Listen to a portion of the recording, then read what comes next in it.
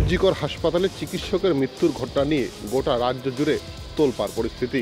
ইতিমধ্যে রাস্তায় নেমে আন্দোলন শুরু করেছে বহু সংগঠন, বহু মানুষ। আর এই আন্দোলনকে কেন্দ্র করে বারংবার উত্তরবঙ্গ উন্নয়ন মন্ত্রী উদয়ন গুহ বিভিন্ন মন্তব্য করে সমালোচনার মধ্যে পড়েছেন।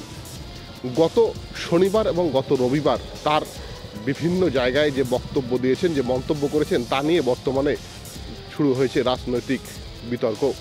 উত্তরবঙ্গ উন্নয়ন মন্ত্রী উদয়ন গুহ গত শনিবার তিনি একটি সভায় বক্তব্য রাখতে গিয়ে বলেন যে এই যে যারা মুখ্যমন্ত্রীর পদত্যাগ চাইছেন, যারা মুখ্যমন্ত্রীকে কেন্দ্র করে মুখ্যমন্ত্রীর দিকে আঙুল তুলছেন, তাদের চিহ্নিত করে আঙুল ভেঙে দেওয়ার বন্দোবস্ত করতে হবে। অন্যদিকে রবিবার দিনহাটায় একটি সভায় তিনি কিন্তু বলেছেন যারা আন্দোলন করছে, যারা এই আরজিকর নিয়ে আন্দোলন করছে, তারা কিন্তু এই বিভিন্ন সময় দিনহাটাতে যারা লটারি বিক্রি করছে বা যারা মদ বিক্রি করছে তাদের নিয়ে কিন্তু আন্দোলন করছে না। গ্রামের মানুষ আন্দোলন করলেও যারা জিন্স পরে, যারা বব কাট চুল রাখে এবং চুল স্ট্রেট করে, সেই সমস্ত মহিলারা কখনোই আন্দোলনে নামে না মদের বিরুদ্ধে।